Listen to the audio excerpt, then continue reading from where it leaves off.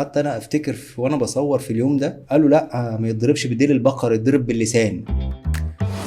عايزه اقف عند دور شمعون. لا اله الا الله. ده دور جبار.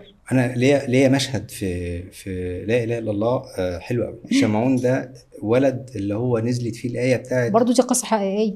من القران. سوره وقلنا البقره. اضربوه ببعضها كذلك يحيي الله الموتى ونريكم اياته ويريكم آياته. شمعون هو الولد. طبعا اختلفوا ان هو كان راجل كبير مش طفل صغير، بس اللي بيكتب عملها في هذا الطفل الصغير عشان يوصل الآية بس. فشمعون هو الولد اللي اتقتل واتضرب بجزء من البقرة. حتى انا افتكر وانا بصور في اليوم ده قالوا لا ما يتضربش بديل البقر، يتضرب باللسان. فانا قلت لهم يا جماعة اضرب باللسان ايه؟ مش عايز حد يضربني باللسان. وانت عيل اصلا مش مستحمل اصلا. والله. فقال لا خلاص نضربه بالديل مش مشكلة يعني. مش فارقه كتير، هو كله رعب بالنسبه لك بالظبط يعني. طب المسلسلات كانت بتوصل رساله جدا.